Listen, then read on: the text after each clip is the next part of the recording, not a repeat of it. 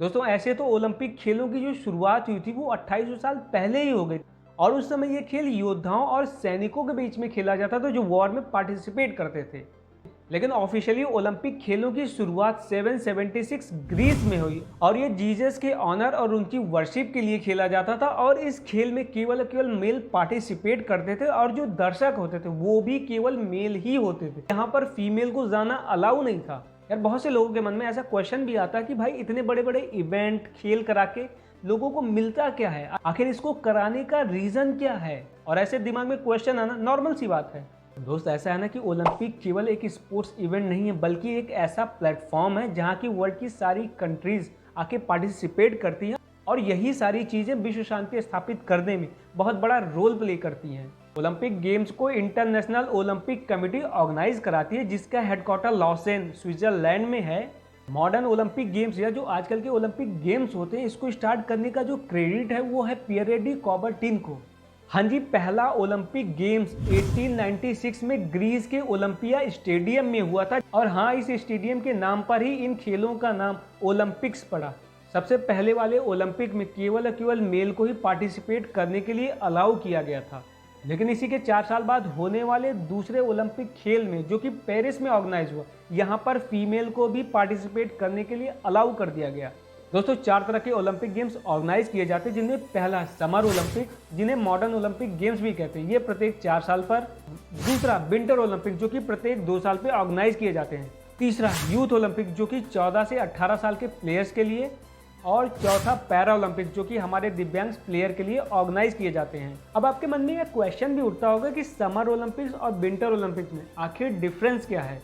एक तो ये है कि विंटर ओलंपिक्स प्रत्येक 2 साल के अंतराल पर होते हैं और ऐसे देश में खेले जाते हैं जहां पर बर्फ गिरती है, क्योंकि विंटर ओलंपिक्स में जितने भी खेल ऑर्गेनाइज किए जाते हैं वो सारे के सारे खेल केवल बर्फ पर ही खेले जाते हैं। और अपने देश से विंटर ओलंपिक्स में पार्टिसिपेट करने वालों में केवल 2 प्लेयर्स का नाम आता है, जिनमें पहला नाम है शिवा केशवम जो कि लुग नाम के खेल के लिए और दूसरा नाम है इंडियन आर्मी के सोल्जर जगदीश सिंह का जो कि फ्रीडल क्रॉस कंट्री स्कीइंग नाम के खेल के लिए आता है। अब बात आती है समर ओलंपिक्स की, जिन्हें आप मेन ओलंपिक्स भी कह सकते हैं और ये प्रत्येक 4 साल के अंतराल पर होते हैं। अब बात करते हैं भारत के ओलंपिक्स में किए गए अब तक के परफॉर्मेंस के बारे में।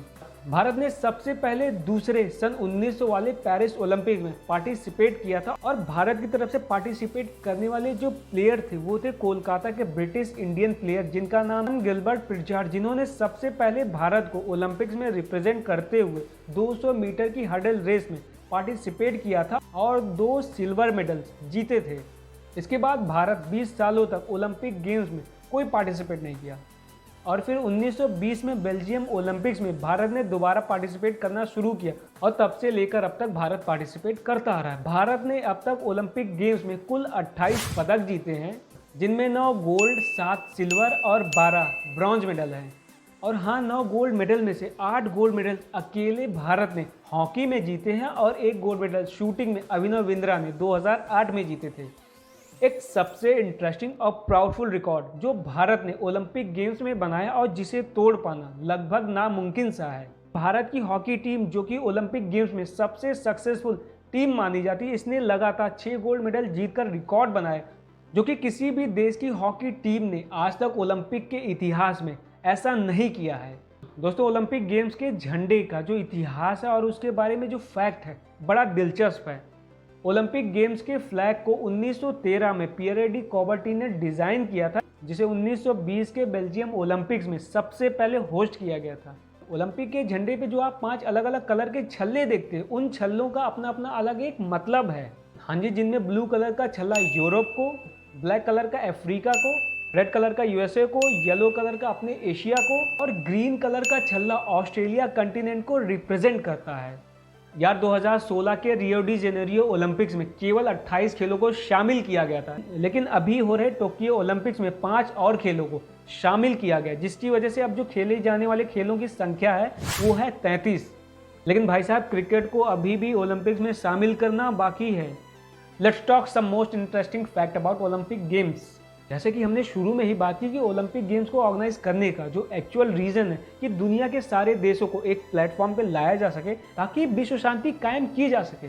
ओलंपिक गेम्स के इतिहास में सबसे ज़्यादा मेडल जिनमें 23 गोल्ड और कुल 28 मेडल जीतने का रिकॉर्ड यूएसए के स्विमर माइकल फेल्प्स के नाम है।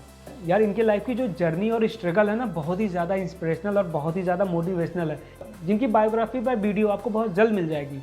1916 world war first, 1940 1944 world war second के समय का जो ओलंपिक था उसको कैंसिल कर दिया गया था। एट द एंड जो आप सभी जानना चाहते हो कि ओलंपिक गेम्स में किस देश की क्या पोजीशन है। हाँ जी, ओलंपिक गेम्स में पहली जो रैंक है वो रैंक है अमेरिका की और दूसरी सोवियत यूनियन, और भारत की जो रैंक है 54 54वीं है।